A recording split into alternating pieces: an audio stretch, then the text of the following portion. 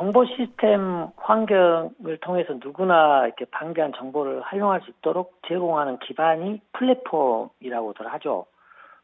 ILO 국제노동기구에서는 이 플랫폼을 이용해서 불특정 조직이나 개인의 문제를 해결해 주고 서비스를 제공함으로써 보수나 소득을 얻는 일자리로 정의하고 있고요. 네. 우리나라 한국고용정보원에서는 조금 더 세세하게 디지털 플랫폼의 중개를 통하여 일자리를 구하고 일의 비상시, 비정기적인 일거리로 한 건당 일정한 보수를 받고 고용계약을 체결하지 않고 일하고 그러면서 얻는 근로소득을 획득하는 형태의 노동을 말한다라고 정의하고 있습니다.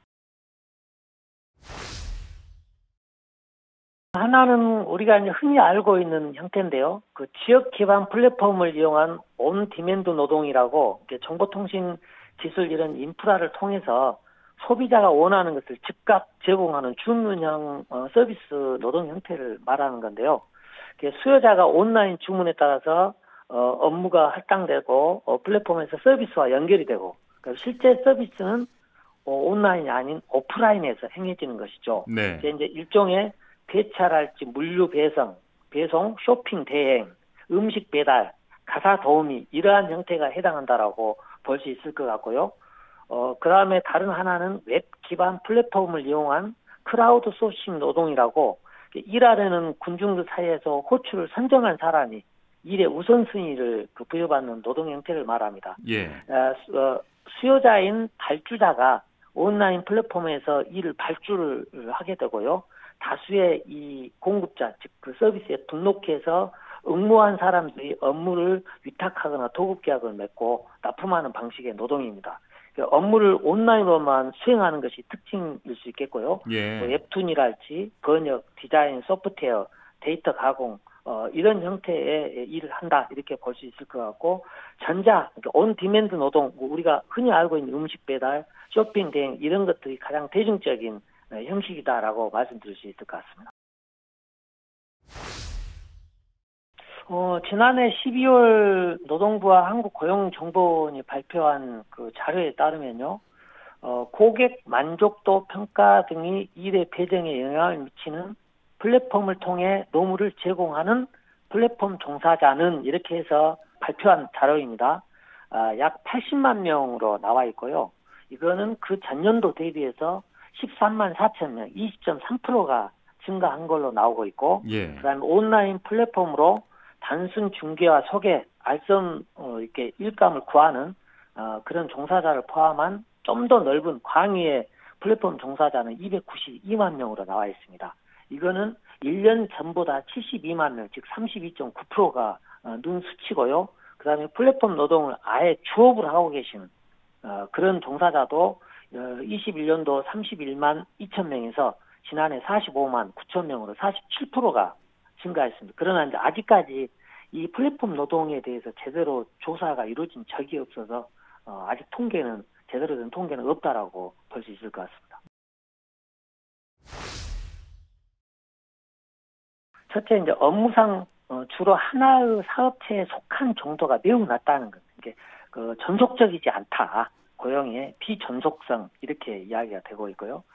두 번째는 업무 또는 서비스가 초단기적이다. 그러니까 하루에도 내 노동을 필요로 하는 고객들이 여러 차례 바뀐다는 것이죠. 그다음에 세 번째는 업무 장소나 시기가 특정되어 있지 않다. 이게 일반 노동 같은 경우는 공장이랄지 사무실이 있는데 콜이 있을 때마다 이렇게 시내 곳곳을 누벼야 되잖아요. 그럼요. 그다음에 예. 네 번째는 업무 서비스 선택의 자율성. 그러니까 일 8시간 주 5일 근무 이런 노동에 이렇게 규격화돼 있지 않고 오전이든 야간이든 휴일이든 내가 하고 싶을 때 하는 그런 특징을 가지고 있는 겁니다. 플랫폼 노동으로 제공되기 때문에 사용자를 특정하기가 어려운 것이죠. 그래서 계약이 보통 이제 플랫폼 기업과 형식상 위탁계약 방식으로 이루어지고 있고요. 노동의 대가는 이제 임금이 아닌 건당, 시간당 수수료 이런 형태로 지급을 받고 있다. 그리고 대부분 이분들은 자영업자로 분류되고 있고 또 플랫폼 기업들에서도 이 사람들을 독립계약자로 간주하고 있습니다. 퇴직금 없죠. 그다음에 예, 그 주 휴일 뭐 연차 휴가 이런 것도 없죠. 예. 최저임금 적용도 되지도 않죠. 여러 가지 복지 혜택이랄지 또 휴게 시간 뭐 그 국경일 뭐 그 이런 것도 전혀 적용이 되지 않습니다. 타다 드라이버 뭐 좀 우리 지역권은 많지가 않는데요. 그 소카 업체 협력업체하고 이 드라이버 프리랜서 계약을 맺고 타다 차량을 그 운행한 적이 있습니다. 그래서 이분들이 내가 근로자다고 지위를 제기를 했고 노동위원회에서는 이분들이 근로자다라고 판정을 해줬습니다. 그런데 작년 7월 행정법원에서는 사용 종속 관계가 인정되지 않는다면서 근로자성을 인정하지 않은 판결이 내려졌고요. 예. 이게 우리나라 법원의 최초 판례입니다.